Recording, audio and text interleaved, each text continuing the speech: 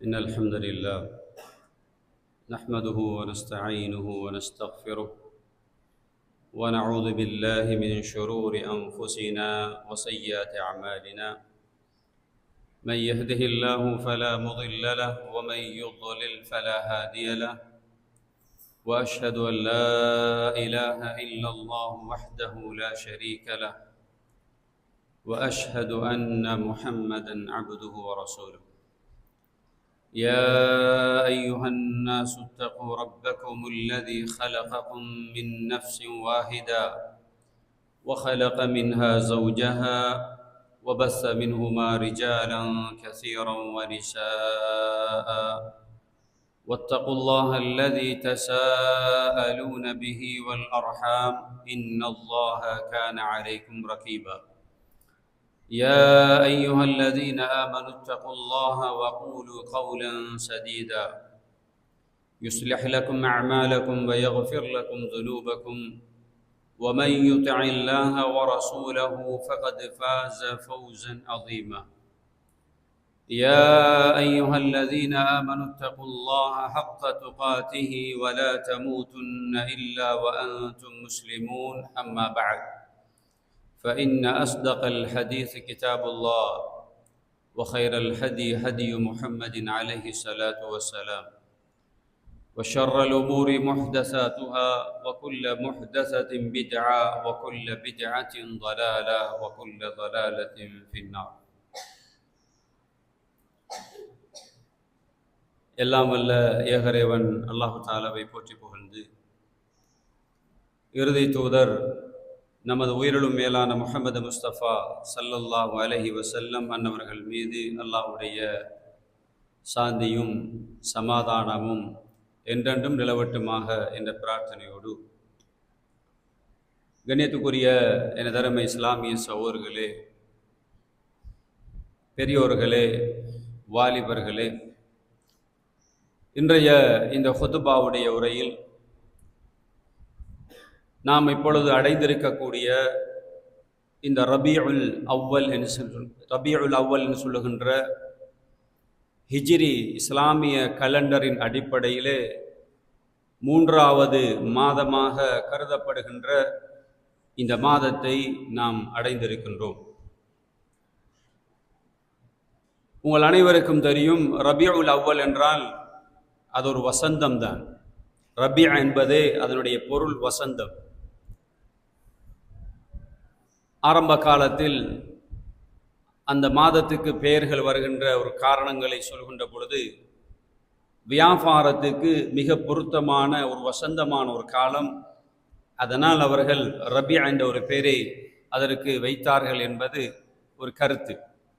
ஆனால் அல்லாஹு ரப்புல் இஸ்ஸத் அவனுடைய 12 மாதங்களில் ஒரு மாதமாக இந்த ரபியுல் அவ்வலை நமக்கு தந்திருக்கிறான். ஆனால் இஸ்லாமிய சமூகத்திலே இந்த ரபியுல் அவ்வல் என்கின்ற இந்த மாதம் வந்துவிட்டால், இஸ்லாமிய சமூகம் இந்த மாதத்துக்கு கொடுக்கக்கூடிய மிகப்பெரிய முக்கியத்துவம்,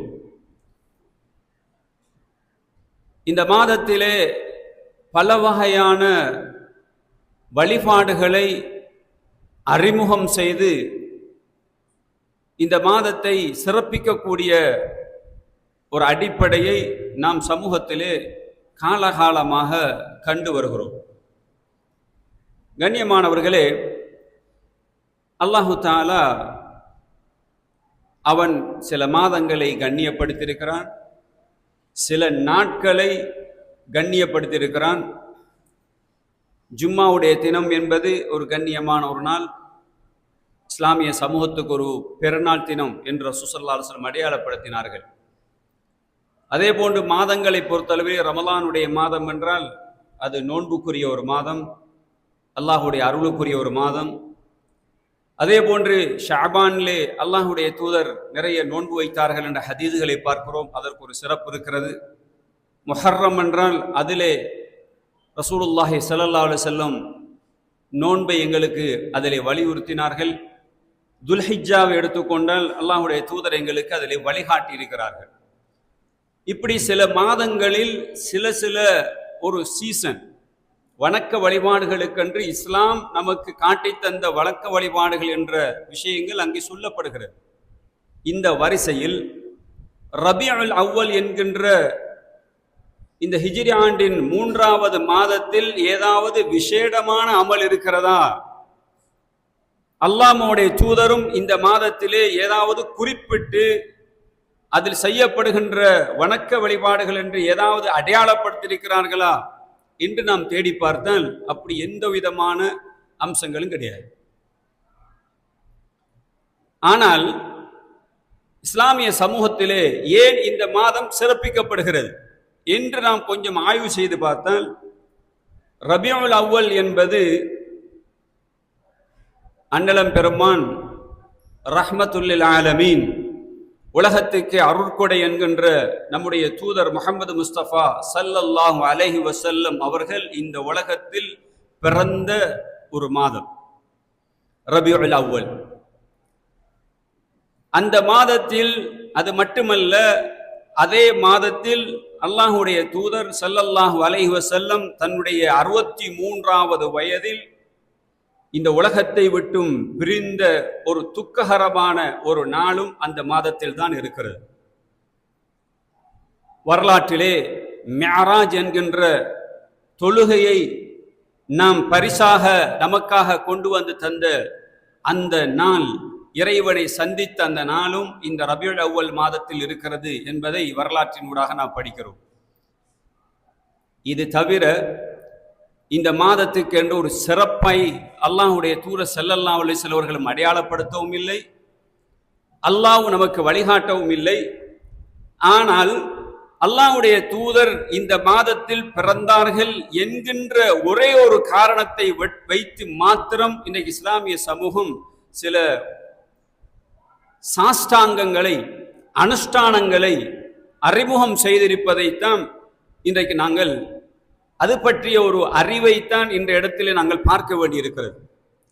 உண்மையிலே அல்லாஹ்வுடைய தூதர் ஸல்லல்லாஹு அலைஹி வஸல்லம் அவர்கள் பிறக்கின்ற பொழுது அவர்களுடைய பிறப்புக்கு எந்த ஒரு சிறப்பையும் அங்கே அவர்கள் பிறந்த ஒரு காரணத்தினால் அந்த டேட், அந்த தினம் அது பாதுகாக்கப்பட்டு அதற்கென்று ஒரு சிறப்பு கொடுக்கப்பட்டு முக்கியத்துவம் கொடுக்கப்பட்டு அது வரலாற்றிலே பதிவு செய்யப்பட்டதாக உண்டாக இருந்தது என்று சொன்னால் அப்படி கிடையாது. நபிகளாருடைய 40வது வயதில் எப்பொழுது நுபுவத்தை அடைகிறார்களோ, நபித்துவத்தை பெறுகிறார்களோ, அதில் இருந்துதான் இந்த உலகத்திலே அல்லாஹ்வுடைய தூதருடைய அனைத்து செயல்பாடுகளும் இந்த ஒட்டுமொத்த சமூகத்துக்கும் முன்மாதிரியாக மாறுகிறது.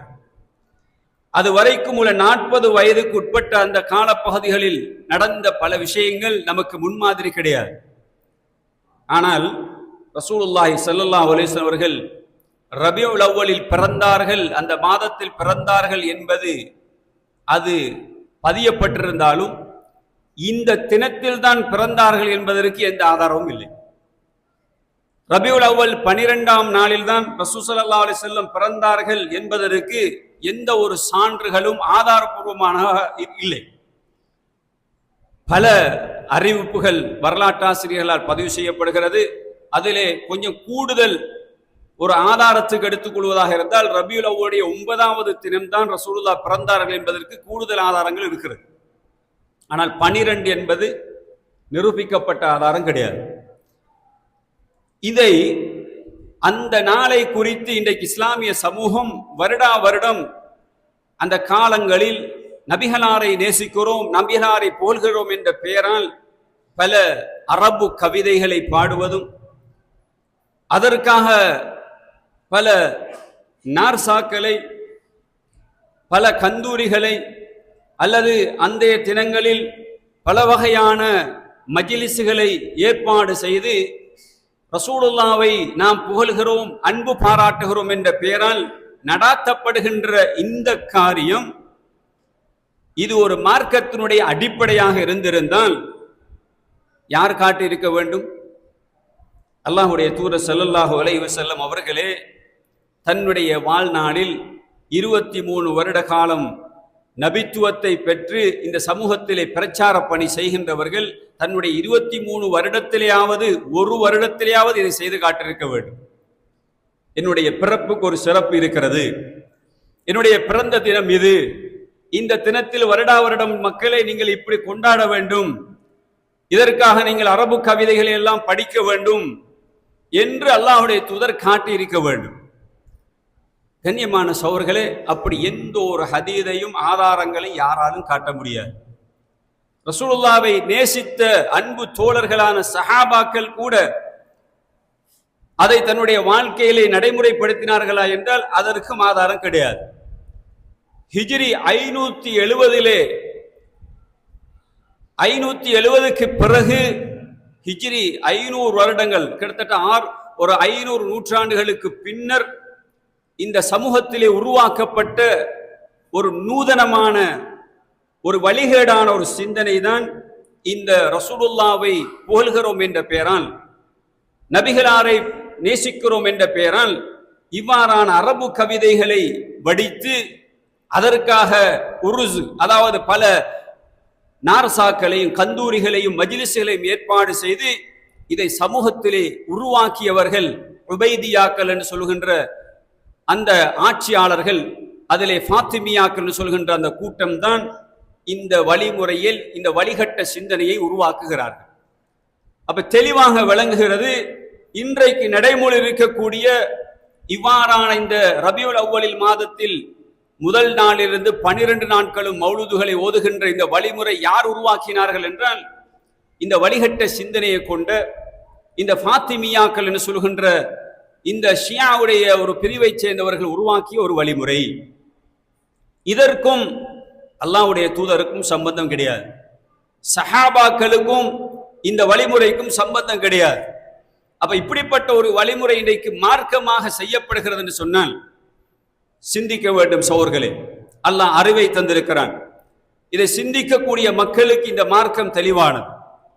ஒரு விஷயம் இஸ்லாத்தின் பெயரால் இது ஒரு இபாதத், இது அனுமதிக்கப்பட்ட ஒன்றாக இருக்குமாக இருந்தால் அதை நடைமுறைப்படுத்தி தந்தவர்கள் அல்லாஹ்வுடைய தூதராக இருக்க வேண்டும்.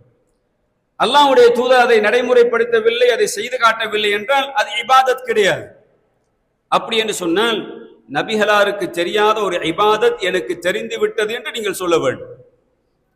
இது ஒரு இபாதத் என்று வணக்க வழிபாடு என்று நீங்கள் செய்வீர்களாக இருந்தால், இது ஒரு சூப்பரான ஒரு அமல் என்று நீங்கள் செய்வீர்களாக இருந்தால், அல்லாஹ்வுக்கும் அவனுடைய தூதருக்கும் தெரியாத ஒரு வணக்க வழிபாடு எங்களுக்கு தெரிந்து விட்டது என்பதற்கு இது ஒரு சான்று. இது எவ்வளவு பெரிய வழிகேடு! அல்லாஹ்வை விட பெரிய அறிவாளி, அல்லாஹ்வை விட மாபெரிய மேதை, நபிகளாருக்கு தெரியாத ஒரு வணக்க வழிபாட்டை நாம் செய்கிறோம் என்பதற்கான ஒரு அடையாளம் தான் இந்த மௌலூதுகள், இந்த இவ்வாறான அனுஷ்டானங்கள். அப்ப ஆக பெரிய வழிகேடு. கண்ணியமான சகோதரர்களே, ஆகவே இன்றைக்கு இஸ்லாமிய சமூகம் நாங்கள் சிந்திக்க தவறிவிட்டோம். இந்த வழிமுறைகளை இன்றைக்கு காலகாலமாக நடத்துகின்ற போது நம்முடைய சமூகம் சொல்வது என்னென்றால், இது முன்னோர்கள் செஞ்சு கொண்டு வந்ததுதான். முன்னோர்கள் செய்தார். எந்த முன்னோர்கள்? நல்வழி வந்த முன்னோர்களா? அல்லாஹ்வுடைய தூதரை பின்பற்றி இந்த உலகத்திலே பல தியாகங்களை மேற்கொண்டு நபிகளாருக்காக தன்னுடைய உயிரையை துச்சமாக மதித்து தன்னுடைய பொருளாதாரம், குடும்பம், தன்னுடைய உயிர்களை எல்லாம் அர்ப்பணம் வைத்து போராட்டம் செய்த அஸ்ஹாபுகள் இதை செய்தார்களா? அவர்களுடைய வழிமுறையா இது? கிடையாது. அப்ப கண்ணியமான சகோதரர்களே, உண்மையிலே அல்லாஹ்வுடைய தூதரை நீங்க நேசிப்பதனுடைய அடையாளம் என்ன தெரியுமா? அல்லாஹ் அதை குர்ஆனிலே தெளிவாக சொல்லி காட்டுகிறார். குல் இன் குன்தும் துஹிப்பூனல்லாஹ ஃபத்தபிஊனி யுஹிப்புகுமுல்லாஹ். குல் இன் குன்தும் துஹிப்பூனல்லாஹ், நபியை வைத்து அல்லாஹ் சொல்கிறார். இந்த இஸ்லாமிய மார்க்கத்தை போதிக்க வந்த அல்லாஹ்வுடைய தூதரை வைத்து அல்லாஹ் மக்களுக்கு சொல்கிறான், நபியை நீங்கள் மக்களுக்கு போதிங்க, அல்லாஹ்வுடைய மஹப்பத், அல்லாஹ்வுடைய நேசம் உங்களுக்கு வேணுமாக இருந்தால் என்னை பின்பற்றுங்கள் என்று மக்களுக்கு சொல்லுங்கன்றான். நபி மக்கள்கிட்ட சொல்றாரு. எப்படி சொல்றாரு? இந்த வசனத்தை ஓதுகிறார். அல்லாஹ் சொல்கிறான், அல்லாஹ்வுடைய அருள், அல்லாஹ்வுடைய மஹப்பத், அன்பு உங்களுக்கு வேணுமாக இருந்தால் மக்களை என்னை பின்பற்றுங்கள். அப்ப அல்லாஹ் உங்களை நேசிப்பான், உங்களுடைய பாவங்களை அவன் மன்னிப்பான். கண்ணியமான சகோதரர்களே, அப்ப உண்மையிலேயே அல்லாஹுடைய நேசத்தை அல்லாஹ் எங்கே வைத்திருக்கிறான் என்றால் நபியை பின்பற்றுவதில் தான். அப்ப நபியை பின்பற்றுவதனுடைய வழிமுறை என்ன? நபிக்கு மாற்றமாக செயல்படுவது அல்ல, நபி காட்டாத வழிமுறைகளை செய்வது அல்ல, நபியை பின்பற்றுவது. நபி அறிமுகம் செய்யாத, நபிகளார் நமக்கு காட்டாத ஒரு வழிமுறையை நாம் செய்வோமாக இருந்தால் நாம் நபியுடைய அல்லாஹ்வுடைய அந்த கோபத்துக்கு உள்ளானவர்கள். யார் இந்த மார்க்கத்திலே இல்லாத புதிய புதிய அனுஷ்டானங்களை யார் உருவாக்குகிறார்களோ அது ரிஜெக்ட் பண்ணப்படும் என்று ரசூல் ஸல்லல்லாஹு அலைஹி வஸல்லம் சொன்னார்கள். அப்ப அந்த அமலுக்கு வெயிட் கிடையாது. அப்ப உண்மையான நேசம் நீங்கள் அல்லாஹ்வுடைய தூதரை பின்பற்றுவதில் தான் இருக்கிறது. وَمَن يُطِعِ الرَّسُولَ فَقَدْ أَطَاعَ اللَّهَ. இன்னொரு இடத்தில் அல்லாஹ் சொல்கிறான், இந்த தூதரை யார் வழிபடுகிறார்களோ அவர் அல்லாஹ்வுக்கு வழிபட்டு விட்டார். இந்த தூதருக்கு யார் வழிபட்டு விட்டார்களோ அவர் அல்லாஹ்வுக்கு வழிபட்டு விட்டார் அல்லாஹ் சொல்கிறார். அப்ப அல்லாஹ்வுடைய தூதரை பின்பற்றுவது என்பது அவருடைய வழிமுறைகளை பின்பற்றுவது, அவருடைய சுன்னாவை பின்பற்றுவதுதான் உண்மையான நேசத்தினுடைய வெளிப்பாடு. அல்லாஹ்வுடைய தூதர் காட்டித்தராத வழிமுறைகளை செய்வது என்பது அது ஷைத்தானிய சிந்தனை, ஷைத்தானுடைய வழிமுறையை நேசிக்கின்ற ஒரு அடையாளமாக அது இருக்கும்.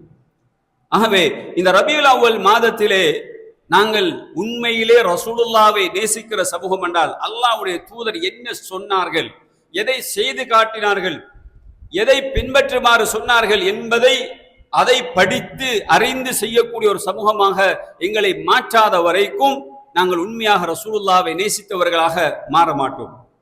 கண்ணியமான சகோதரர்களே, உண்மையிலே உமர் இப்னு கத்தாப் ரலியல்லாஹு அன்ஹு ஒரு தடவை ரசூல் ஸல்லல்லாஹு அலைஹி வஸல்லம் அவர்களிடத்திலே வந்து அல்லாஹ்வுடைய தூதர் ஸல்லல்லாஹு அலைஹி வஸல்லம் அவர்களை பார்த்து சொல்கிறார்கள், யா ரசூலல்லாஹ், நான் உங்களை நேசிக்கிறேன். எந்த அளவுக்கு நேசிக்கிறேன் தெரியுமா? என்னுடைய உயிரை தவிர இந்த உலகத்தில் உள்ள எல்லாவற்றையும் விட நீங்கள் தான் எனக்கு நேசத்துக்குரியவர்.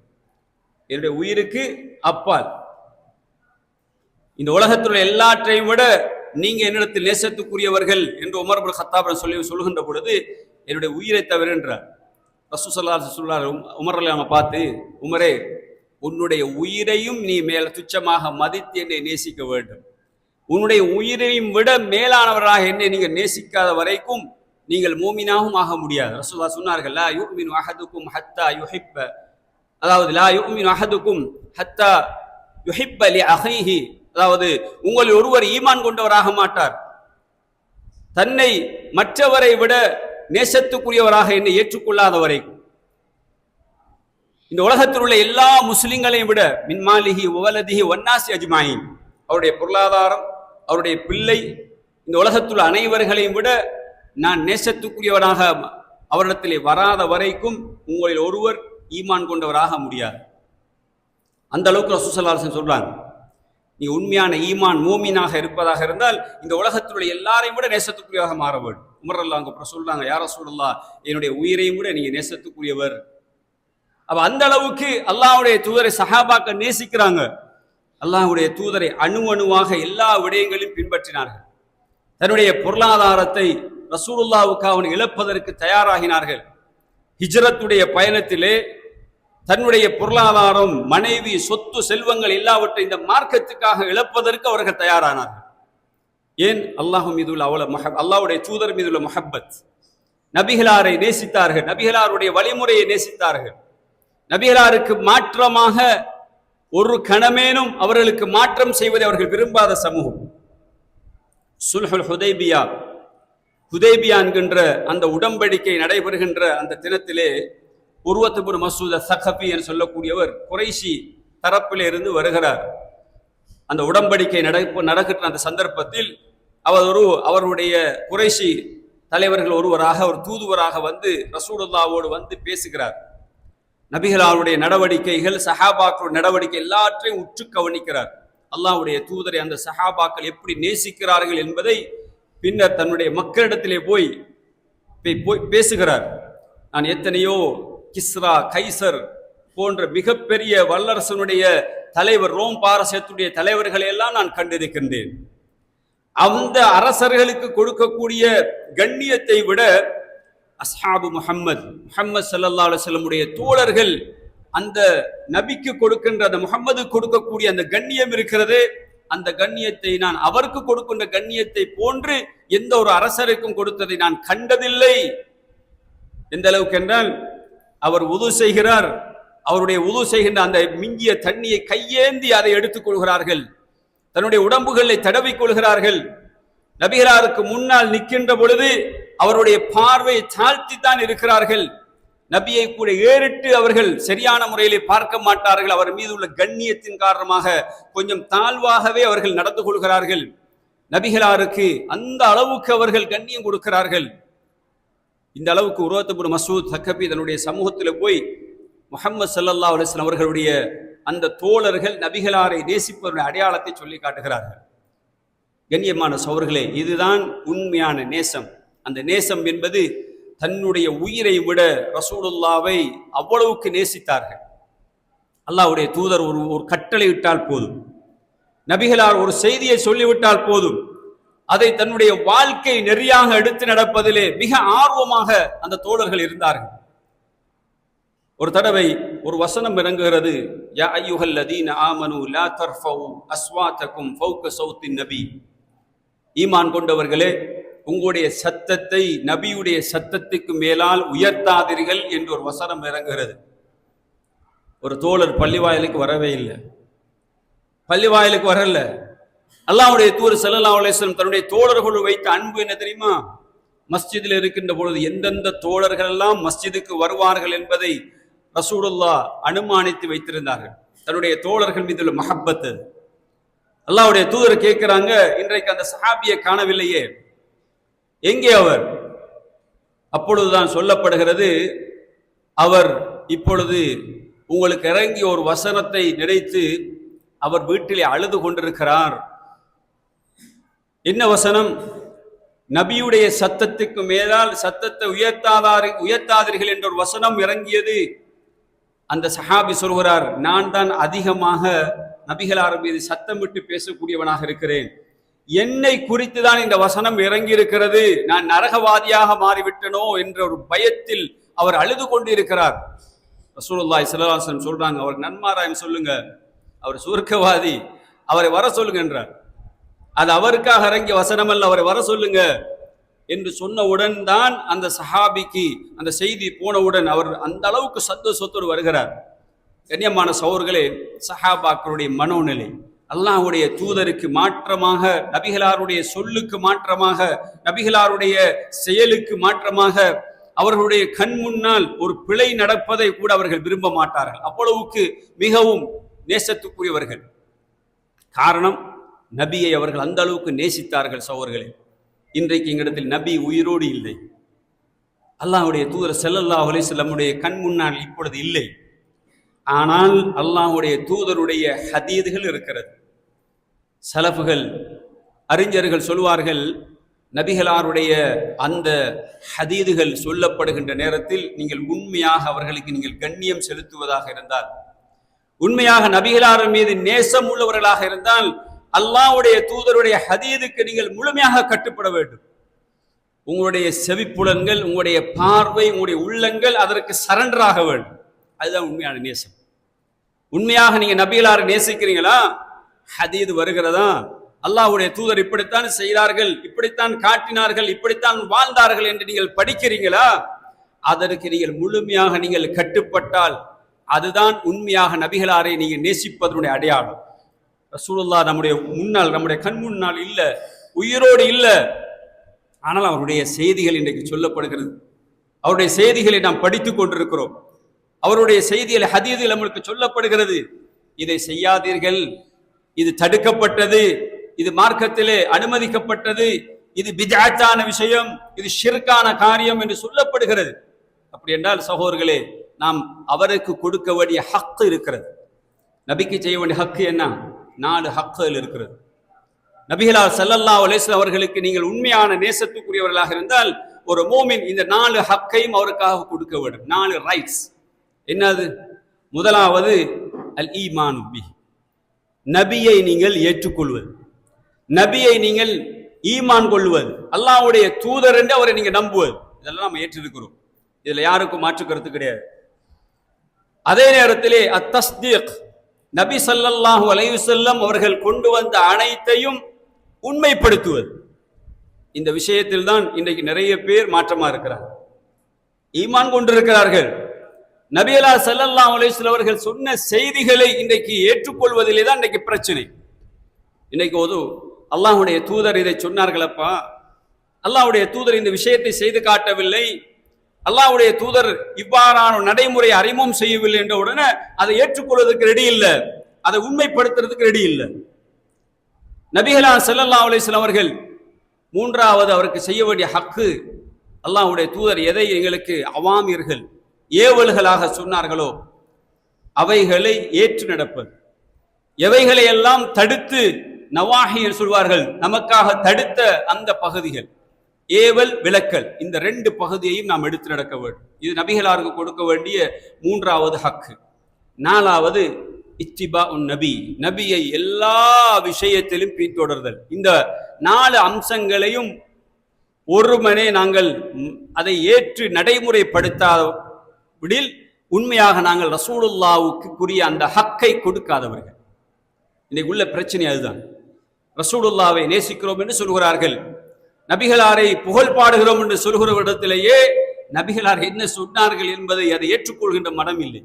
ரசூலுல்லாஹ் சொன்னார்களே, லா தத்ரூனி கமா அத்ரத்தின் நஸாரா வல் யஹூத், என்னை அளவு கடந்து புகழாதீர்கள் மக்களே. யூதர்களும் நசாராக்களும் எப்படி தன்னுடைய அந்த நபியை ஈசா அலைஹிஸ்ஸலாம், அதே போன்று மூசா அலைஹிஸ்ஸலாம் இவர்களை அளவு கடந்து புகழ்ந்தது போன்று என்னை புகழ்ந்து விடாதீர்கள். அப்துல்லாஹி வ ரசூலு, நான் அல்லாஹ்வுடைய அடியான், அவனுடைய தூதராக இருக்கிறேனே தவிர வேறொருவரும் கிடையாது, வேற எந்த சிறப்பும் எனக்கு கிடையாது. நான் அல்லாஹ்வுடைய அடியான், அவனுடைய தூதர், இவ்வளவுதான் எனக்குரிய சிறப்பு. ஆகவே என்னை உயர்த்தி விடாதீர்கள், அளவு கடந்து புகழாதீர்கள். இன்னைக்கு கிறிஸ்தவர்கள், கிறிஸ்டியானி சமூகம் ஈசா அலைஹிஸ்ஸலாத்துடைய பிறப்பை கொண்டாடுகிறார்கள். அதுதான் கிறிஸ்மஸ் சொல்கிறோம். கிறிஸ்மஸ் என்ன? ஈசா அலைஹிஸ்ஸலாத்துடைய அந்த ஜனனம், அவர்கள் பிறந்த அந்த தினத்தை தான் அவர்கள் கொண்டாடுகிறார்கள். நம்மாக்கள் செஞ்சுட்டாங்க, அங்கிருந்து அப்படியே கொப்பி பண்ணி நம்மளும் ரசூலுல்லாஹ் பிறந்த தினத்தை கொண்டாடுவோம். அப்ப யார வழிமுறை இது? யாரிடம் இருந்து வந்தது? முன்னுக்குள்ள இந்த கிறிஸ்தவ யூத சமூகம் செய்த அதே கலாச்சாரத்தை தான் நம்முடைய சமூகமும் புகழ்ந்து கொண்டிருக்கிறது.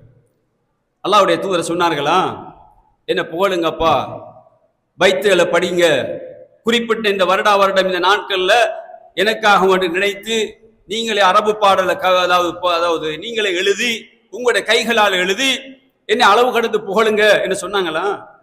ரசூலுல்லாவை புகழ வேண்டும். எப்படி புகழ வேண்டும்? ஸலவாத்து சொல்லுங்க. ரசூலுல்லாஹ் மீது நீங்க நேசம் உள்ளவர்களாக இருந்தால், அல்லாஹ்வுடைய தூதரை நீங்கள் அதிகமா நேசிக்கிறீங்களா, ஸலவாத்து சொல்லுங்க. அந்த ஸலவாத்தை எப்படி ரசூலுல்லாஹ் எங்களுக்கு கற்றுத் தந்தார்களோ அந்த முறையில் சொல்லுங்க. இன்னைக்கு ஸலவாத் என்ற பேரால 1000 ஸலவாத்துகள் எழுதி வைத்திருக்கிறாங்க. அதிலேயே எத்தனை வகையான பித்அத்துகள். ஸலவாத்து மாலை என்ற பெயரால் எழுதி வைத்திருக்கிறாங்க. ரசூல் மாலை என்ற பெயரால் அது வேறையாக எழுதி வைத்திருக்கிறாங்க. கண்ணியமான சகோதரர்களே, அல்லாஹ்வுடைய தூதர் காட்டி தந்தது எனக்கு அதிகமாக ஸலவாத்து சொல்லுங்கள். அப்ப அல்லாஹும்ம ஸல்லி அலா முஹம்மதின் வ அலா ஆலி முஹம்மத் என்ற அத்தஹியாத்திலே வரக்கூடிய கடைசி பகுதியில் வரக்கூடிய ஸலவாத்துல் இப்ராஹிமியாவை தான் அல்லாஹ்வுடைய தூதர் எங்களுக்கு கற்றுத் தந்தார். அதை கூட கூட்டமாக இருந்து ஒரு இடத்தில் இது சத்தமிட்டு கத்துவதை ரசூல் ஸல்லல்லாஹு அலைஹி வஸல்லம் ஒரு வணக்கமாக காட்டவில்லை. தனிப்பட்ட நீங்கள் ஸலவாத்தை சொல்லிக் கொள்ளுங்கள். கண்ணியமான சகோதரர்களே, ஆகவே உண்மையிலேயே நாம் அல்லாஹ்வுடைய தூதரை நேசிப்பவர்களாக இருந்தால், அல்லாஹ்வுடைய தூதர் எதை நமக்கு வணக்க வழிபாடுகள் என்று காட்டினார்களோ அதை பின்பற்றுவதுதான் சரியான நேசமாக இருக்கும். நாளை மறுமையிலே ஹவுதுல் கௌதர் என்ற தடாகத்திலே ரசூல் ஸல்லல்லாஹு அலைஹி வஸல்லம் தன்னுடைய சமூகத்துக்கு நீர் கொடுத்து கொண்டிருப்பார்களாம். அல்லாஹ்வுடைய தூதர் சொல்றாங்க, மறுமையில் எனக்கு அல்லாஹ் அந்த பாக்கியத்தை தருவான். அந்த நேரத்தில் ஒரு சமூகம் வருவார்கள், அவர்களுக்கும் எனக்கும் இடையில் ஒரு திரை போடப்படும். நான் கேட்பேன், யா அல்லாஹ், இவர்கள் என்னுடைய தோழர்களே, என்னுடைய அஸ்ஹாபுகள் அப்படி என்று. அப்பொழுது சொல்லப்படுமாம், இவர்கள் தான் இந்த மார்க்கத்திலே உங்களுடைய மரணத்துக்கு பின்னால் புதிதாக மார்க்கத்தின் பெயரால் அனுஷ்டானங்களை பித்ஆக்களை உருவாக்கியவர்கள். சொன்னவுடன் ரசூல் ஸல்லல்லாஹு அலைஹி வஸல்லம் உடனே என்ன செய்வாங்களாம்? அந்த இடத்திலேயே லானத் செய்வார்கள், அந்த இடத்திலேயே சாபமிடுவார்கள். சுஹ்கன் சுஹ்கன் லிமன் பத்தல பஅதி, அல்லாஹ்வுடைய அருளை விட்டும் தூரமாகட்டும் யார் என்னுடைய மரணத்துக்கு பின்னால் இந்த மார்க்கத்தை மாற்றி அமைத்த அனைவர்களும் அல்லாஹ்வுடைய அருளை விட்டும் தூரமாகட்டும். நவுது பில்லாஹி மின்ஹா. நம்முடைய தூதருடைய வாயால் அதை நாம் கேட்க வேண்டுமா சகோதரர்களே? அல்லாஹ்வுடைய நேசரை நேசிக்கிறோம் என்ற பெயரால் பிதஅத்துகளை செய்துவிட்டு மார்க்கத்தில் இல்லாத அனுஷ்டானங்களை மார்க்கம் என்று உருவாக்கிவிட்டு அங்க போய் அல்லாஹ்வுடைய தூதருடைய வாயால் இதை கேட்க வேண்டுமா? ஹதீஸ் புகாரி முஸ்லிமிலே பதியப்பட்ட ஹதீஸ். இந்த ஹதீஸுகளை தான் வாசிச்சுட்டு கந்தூரி கொடுக்குறாங்க. புகாரி மஜ்லிஸ் என்று வாசிப்பாங்க, சில இடங்கள்ல முஸ்லீம் மஜ்லிஸ் என்று வாசிப்பாங்க. எல்லாம் ஹதீஸுகளை தான் வாசிப்பாங்க. ஆனா ஹதீஸை சரியா சொல்றாங்கன்னு கிடையாது. அதுல வரக்கூடிய எல்லா ஹதீஸுகளையும் டிரான்ஸ்லேஷன் பண்ணா அது அவங்களுக்கே மாற்றமாக இருக்கும், நாம் செய்யக்கூடிய வழிபாட்டுக்கே மாற்றமானதாக இருக்கும். ஆனா அதை சொல்ல மாட்டாங்க. எதெல்லாம் அவங்களுக்கு தோதுவான செய்திகளா இருக்குதோ அதை மட்டும் சொல்லி பயானோட முடிச்சிடுவாங்க. இன்னைக்கு மக்களை ஏமாற்றி கொண்டிருக்கிறார்கள். கண்ணியமான சோழர்களை இன்னைக்கு யாரும் ஏமாற்ற முடியாது. இன்னைக்கு அறிவு வளர்ந்த ஒரு காலத்தில் வாழ்கிறோம். இன்னைக்கு ஒவ்வொருவருடைய கைகளிலும் ஹேண்ட்போன் இருக்கிறது. எல்லோருக்கும் மார்க்கத்தை படிக்கக்கூடிய எல்லா வகையான மீடியாக்கள், எல்லா வகையான அதாவது தொடர்பு சாதனங்கள் திறந்து விடப்பட்டிருக்கிற ஒரு காலத்தில் வாழ்ந்திருக்கிறோம். இன்னைக்கு ஒரு பட்டனை தட்டினா போதும், இன்னைக்கு ஒரு ஹதீதை பற்றி அவ்வளவு விளக்கங்களை படிக்கலாம். இந்த ஹதீதுடைய அறிவிப்பாளர் நல்லவரா கெட்டவரா என்கின்ற வரலாறை படிக்கக்கூடிய அளவுக்கு இன்றைக்கு எல்லாமே தரம் பிரிக்கப்பட்டு மார்க்கம் படிப்பதற்கு இலகுவாக்கப்பட்டிருக்கிற ஒரு காலம். இன்னைக்கு யாருக்கும் சொல்ல முடியாது இந்த மார்க்கம் எனக்கு தெரியாது, இந்த செய்தி எனக்கு தெரியாதுன்னு சொல்ல முடியாது. கண்ணியமான சகோதரர்களே, உண்மையில் நாம் அல்லாஹ்வுடைய தூதரை நேசிப்பவராக இருந்தால் நாம் செய்யக்கூடிய வணக்க வழிபாடுகளை அல்லாஹ்வுடைய தூதர் எப்படி காட்டினார்களோ அந்த வழிமுறையில் செய்வதற்கான முயற்சியை நாம் எடுத்துக்கொள்ள வேண்டும். இல்லை என்றால் நிச்சயமாக மறுமையுடைய வாழ்க்கை நாம் தோற்று போய்விடுவோம். கண்ணியமான சகோதரர்களே, ஆகவே சமூகம் செய்கின்ற அல்லது எங்களுடைய ஊரு செய்கின்ற மூதாதையர்கள் செய்கின்ற காரியம் எல்லாம் மார்க்கத்துடைய அடிப்படையாக ஒரு காலமும் மாறிவிடாது. குர்ஆனும் ஹதீதும் தான் நம்மளுக்கு சிறந்த வழிகாட்டுதல் என்பதை புரிந்து கொண்டு வல்ல ரஹ்மான் நம் அனைவருக்கும் இந்த நபிகளாரை நேசிப்பதனுடைய உண்மையான அந்த வடிவத்தை உண்மையான முறையிலே பின்பற்றுகின்ற நன்மக்களாக அல்லாஹ் நம் அனைவரை மாக்கிடுவானாக. வாஹிரு தவானா அல்ஹம்துலில்லாஹி ரப்பில் ஆலமீன்.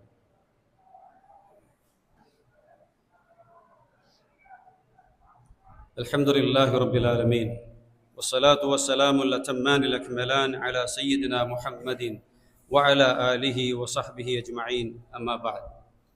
கண்ணியத்துக்குரிய இஸ்லாமிய சகோதரர்களே,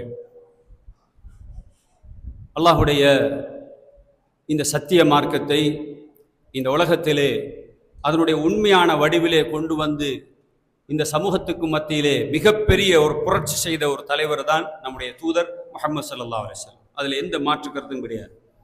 அவர் எங்களுடைய உயிரையும் விட இந்த உலகத்துள்ள அனைத்து செல்வங்களையும் விட மிக நேசத்துக்குரியவர். அவரை நாம் நேசிக்கிறோம். அந்த நேசிப்பதனுடைய உண்மையான அடையாளம் அவரை அணு அணுவாக பின்பற்றுவது, அவருடைய ஒவ்வொரு சுன்னாக்களையும் படித்து அதை நாம் வாழ்க்கையில் நடைமுறைப்படுத்துவது. அதுதான் உண்மையான நேசத்தினுடைய வெளிப்பாடு என்பதை நாம் புரிந்து கொண்டால் அல்லாஹ்வுடைய தூதர் ஸல்லல்லாஹு அலைஹி வஸல்லம் அவர்களை பின்பற்றுகின்ற விஷயத்தில் அவர்களை முழுமையாக நாம் அவருடைய அனைத்து சுன்னாக்களையும் நேசிக்கின்ற நன்மக்களாக எங்களை நாங்கள் மாற்றிக்கொள்ள வேண்டும். குறிப்பாக அல்லாஹ்வுடைய தூதர் இந்த உலகத்திலே சஹாபாக்களை எப்படி வழி நடாத்தினார்களோ அந்த சமூகத்துக்கு எவ்வாறான வழிகாட்டுதலை இந்த சமூகத்திலே அவர்கள் வாழுகிற பொழுது அந்த சமூகத்தின் மத்தியிலே ஒரு புடம் போட்ட தங்கங்களாக அந்த சமூகத்தை மாற்றினார்களோ அப்படிப்பட்ட ஒரு உன்னதமான ஒரு சமூகமாக எங்களை மாற்ற வேண்டிய கடமைப்பாடு இருக்கிறது. அந்த சமூகம் உலகத்தினுடைய சடவாத சிந்தனைக்கு பின்னால் போகாத ஒரு சமூகம். அந்த சமூகம் ஜாஹிலியத்தினுடைய அனைத்து மோட்டிக சிந்தனையிலிருந்தும் விலகி ஒரு உன்னதமான ஒரு வாழ்க்கையை வாழ்ந்த ஒரு சமூகம். இந்த உலகத்திலே தன்னுடைய பொருளாதாரம், தன்னுடைய குடும்பம் அனைத்தையும் அல்லாஹ்வுடைய தூதருக்கு முன்னால் இழப்பதற்கு துணிந்த ஒரு சமூகம். தான் ஒரு கொலை செய்யப்படுகின்ற, அதாவது தூக்கிலிடப்படுகின்ற ஒரு சந்தர்ப்பம் வந்தால் கூட அந்த நேரத்திலும் அல்லாஹ்வுடைய தூதரை எந்த அளவுக்கு நேசித்தார்கள் என்றால் ஜெயித் இப்னு தஸ்னான்னு சொல்லக்கூடிய ஒரு நபித்தோழர், அவர் கைதியாக பிடிக்கப்படுகிறார்.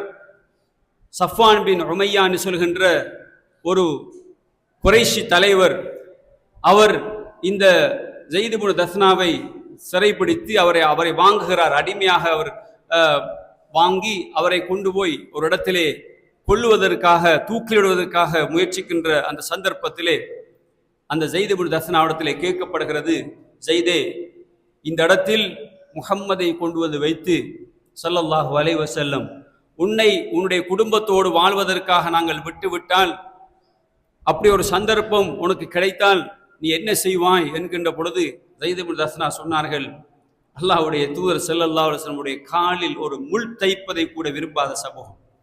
நான் என்னுடைய வீட்டிலே சந்தோஷமாக என்னுடைய குடும்பத்தோடு இருந்து கொண்டு அல்லாஹ்வுடைய தூதர் இந்த இடத்திலே தூக்கிடப்படுவதாக இருந்தால் அதை நாங்கள் நேசிக்க மாட்டோம்.